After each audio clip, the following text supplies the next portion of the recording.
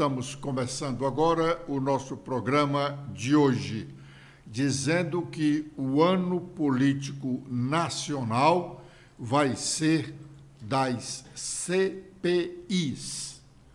O presidente da Câmara, deputado Arthur Lira, ontem anunciou a criação de 3 comissões parlamentares de inquéritos. Antes, até como nós registramos ontem aqui neste programa, a previsão era de que seriam apenas 2 CPIs na Câmara dos Deputados. No caso, a das Americanas e do MST. Mas o presidente da Câmara, o Arthur Lira, ontem acrescentou uma outra, a CPI da manipulação dos jogos de futebol. Vamos ouvir o que ele disse ao anunciar as CPIs. Satisfeitos os requisitos do artigo 35, caput do parágrafo 4º do Regimento Interno para o requerimento da instituição de CPI número 1 de 2023, do senhor André Fufuca e outros, esta presidência dá conhecimento ao plenário da criação da Comissão Parlamentar de Inquérito destinada a investigar as inconsistências da ordem de 20 bilhões de reais detectadas em lançamentos contábeis da empresa Americanas S.A., realizados no exercício 2022 e em exercícios anteriores. A comissão será composta de 27 membros titulares e igual número de suplentes, designados de acordo com o parágrafo 1º do artigo 33, combinado com o parágrafo 5º do artigo 35, ambos do Regimento Interno. Brasília, 26 de abril de 2023. Ato da mesa, satisfeitos os requisitos do artigo 35, caput do parágrafo 4º do Regimento Interno do requerimento de instituição de CPI número 2, de 2023, do senhor Felipe Carreiras e outros, esta presidência dá conhecimento ao plenário da criação da Comissão Parlamentar de Inquérito destinada a investigar esquemas de manipulação de resultados em partida de futebol profissional do Brasil. A comissão será composta de 34 membros titulares de igual número de suplentes designados de acordo com o parágrafo 1º do artigo 33, combinado com o parágrafo 5º do artigo 35, ambos do Regimento Interno, Brasília, 26 de abril de 23. Por fim, satisfeitos os requisitos do artigo 35, caput do parágrafo 4º do Regimento Interno, para o requerimento de instituição de CPI número 3 de 2023, do senhor Tenente-Coronel Zuco e outros, esta presidência dá conhecimento ao plenário da criação da Comissão Parlamentar de Inquérito destinada a investigar a atuação do Grupo Movimento dos Trabalhadores Sem Terra, do seu real propósito, assim como de seus financiadores. A comissão será composta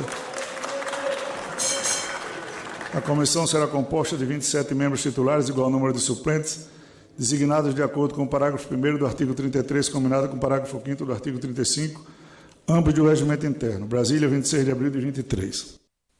Bom, 3 comissões parlamentares de inquérito na Câmara dos Deputados. Vai envolver diretamente ao menos 60, ou mais de 60 deputados envolvidos com essas 3 CPIs. Temos mais 16 deputados que vão integrar a CPMI, Comissão Parlamentar Mista de Inquérito. Antes do anúncio do deputado Arthur Lira dessas 3 CPIs, o presidente do Senado e do Congresso Nacional, Rodrigo Pacheco, já havia lido o requerimento de instalação da CPMI, Comissão Parlamentar Mista de Inquérito, para investigar o envolvimento de agentes públicos com o vandalismo que aterrorizou Brasília e o Brasil no dia 8 de janeiro deste ano. Esta Comissão Parlamentar Mista de Inquérito foi criada por conta de uma movimentação feita pelo deputado federal cearense André Fernandes. Bom, essa CPI, já dissemos, vai investigar o envolvimento de agentes públicos nesse quebra-quebra que tivemos lá em Brasília no dia 8 de janeiro, onde foram depredadas as instalações do Congresso Nacional, do Palácio do Planalto e a sede do Poder Judiciário, onde funciona o Supremo Tribunal Federal. Depois da leitura desse requerimento, o senador Pacheco falou sobre o curso da CPMI a partir de agora. Vamos ouvi-lo. Agora os passos são os seguintes. Primeiro, registrar a compreensão de todos os deputados e senadores em relação a esse adiamento da semana passada para essa semana. Foi muito importante esse adiamento que permitiu fazer uma sessão do Congresso muito produtiva, inclusive com a apreciação do PLN relativamente à enfermagem. Então, agradecer a compreensão de todos, esse atraso de uma semana, mas, enfim, o requerimento da CPMI foi lido, é o seu primeiro passo para a instalação. Agora há uma definição sobre a proporcionalidade, a participação de cada bloco e de cada partido da Câmara e do Senado nessa composição da CPMI. É publicada essa composição, aí os líderes são oficiados para poder indicarem os membros na proporção do que forem as vagas de cada bloco e de cada partido. E aí é feita a instalação propriamente dita, com a eleição de um presidente, e esse presidente, por sua vez, escolhe um relator, designa um relator e os trabalhos da CPMI se iniciam. Agora cabe aos líderes esse exercício de indicação, de definição de data. Acredito que essa semana pode ser uma semana em que alguma dessas etapas possam ser cumpridas e a instalação efetivamente a partir da semana que vem, logo após o feriado de 1º de maio. Então é esse o encaminhamento. Eu espero que a CPMI cumpra o seu papel, que é um papel constitucional de apuração dos fatos, a apuração mais isenta possível. É muito importante que não se politize questões eleitorais e divisões numa investigação que tem que ser muito séria e muito limpa, de um tema que é muito importante para nós todos, que são esses atentados à democracia que nós vivemos no Brasil recente. Então eu quero desejar um bom trabalho à CPMI, a todos os seus membros, e que, da minha parte, como presidente do Senado e presidente do Congresso Nacional, aquilo que estiver ao meu alcance para o bom andamento da CPMI, todos poderão contar. Como nós dissemos inicialmente, este vai ser, no Congresso Nacional, o ano das CPIs. Uma CPI, qualquer que seja ela, movimenta uma boa parte dos deputados e senadores. Aqui nós temos 4 CPIs, pelo menos 3 delas chamarão a atenção de todo o Congresso e de uma boa parte da população brasileira. Não se diga que essa CPI na Câmara do MST não vai dar muito o que falar. Também em relação à CPI da exploração, da manipulação dos jogos de futebol. As torcidas dos vários times brasileiros, elas são muito atuantes e todas elas vão estar interessadas nessa investigação. Ultimamente, tem se falado muito em manipulação de jogos e, sobretudo, essa CPMI mista, que envolve deputados e senadores, 16 deputados e 16 senadores. Essa é eminentemente política. Todas as CPIs têm o seu viés político. A investigação que faz o Congresso Nacional, os legislativos, de um modo geral, todas essas investigações têm um cunho eminentemente político. Mas essa CPMI, ela chama mais atenção do que todas as demais. Tanto que já há uma disputa muito grande,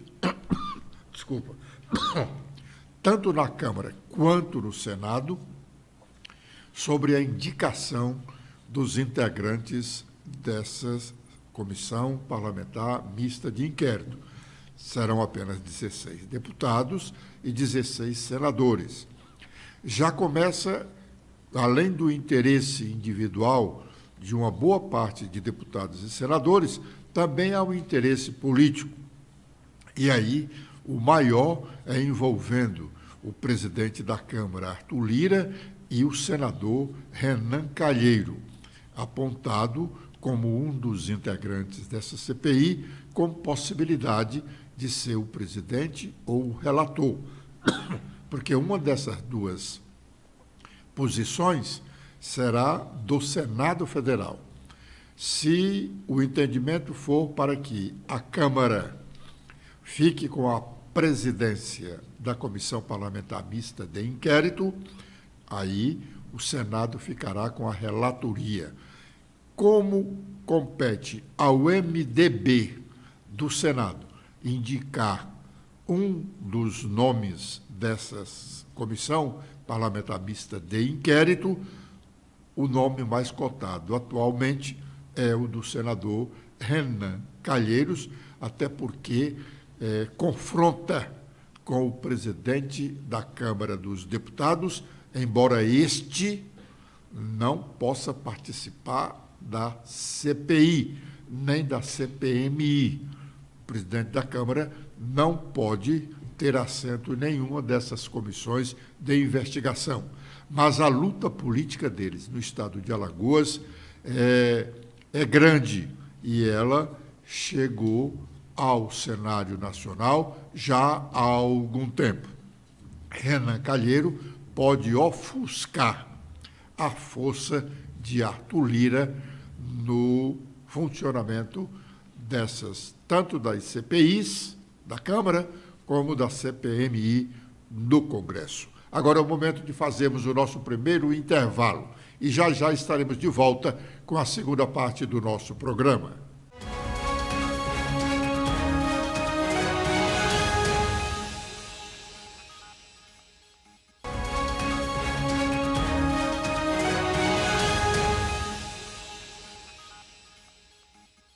Um fato muito importante passou desapercebido ontem na esfera do poder judiciário, com consequências imprevisíveis para o nosso sistema democrático.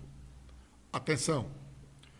O ministro André Mendonça, do Supremo Tribunal Federal, determinou a suspensão do julgamento de um processo pelo STJ, Superior Tribunal de Justiça, processo esse de interesse do governo federal.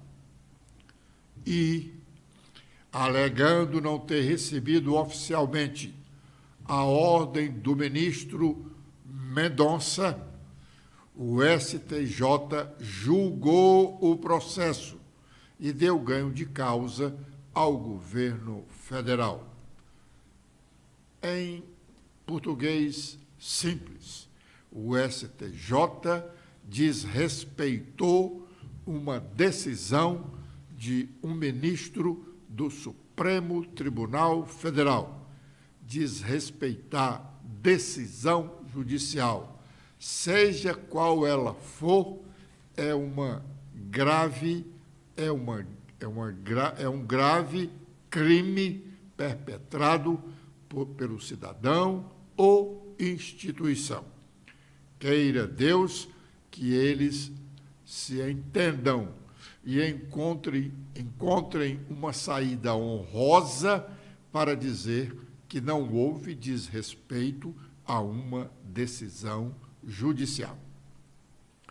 Os ministros do Supremo estão decidindo sobre o recebimento ou não das denúncias do Ministério Público Federal contra os que foram presos em Brasília em razão do vandalismo do 8 de janeiro. Um dos que estão presos pelo mesmo motivo mas em processo separado é o ex-ministro da Justiça do governo Bolsonaro, o delegado da Polícia Federal, Anderson Torres.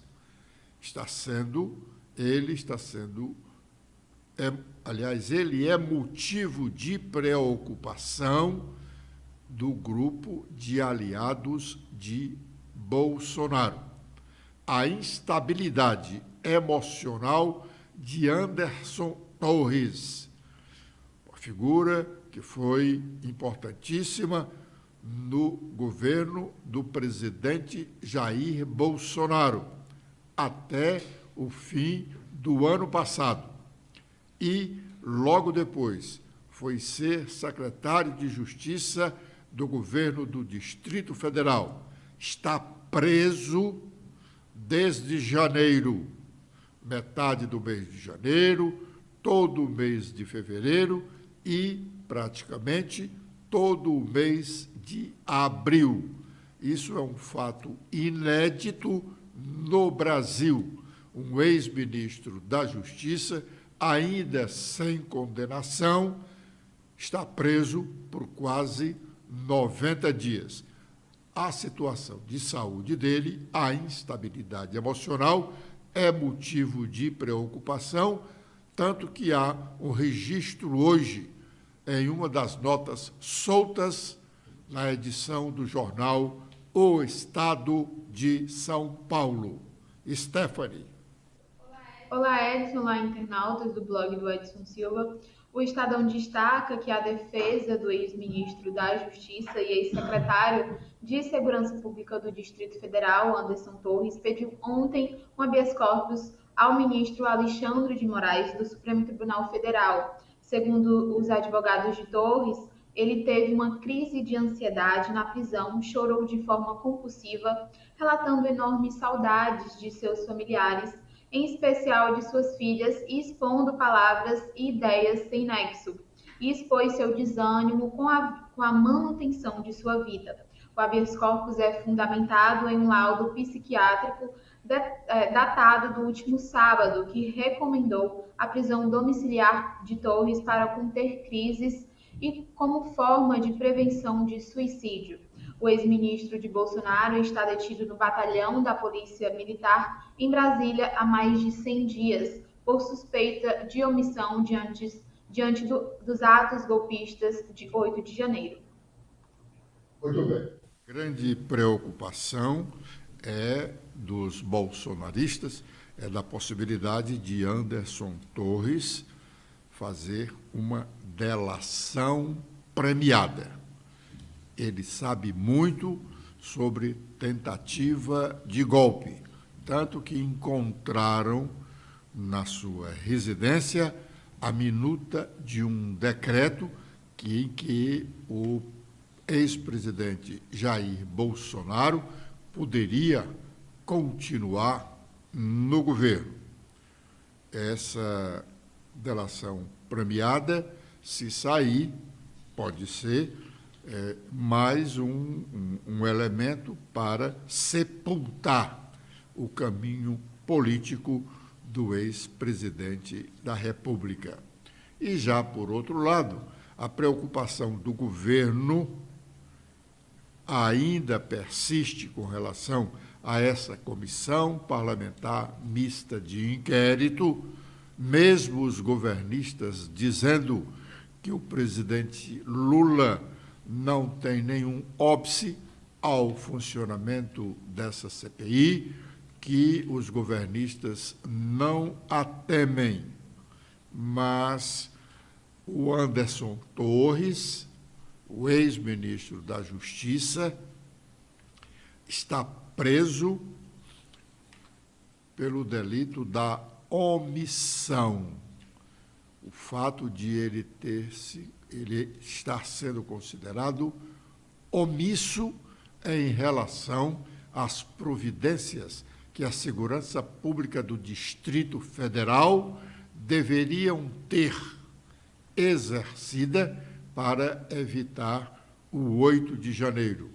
E se Anderson Torres está sendo parcialmente condenado, porque continua preso por omissão, também os adversários do governo entendem que a CPMI vai mostrar a omissão de governistas, principalmente do ministro que comandava a segurança institucional do presidente Lula e dos palácios. Agora é o momento de fazermos mais um intervalo e já estaremos de volta com a última parte do nosso programa.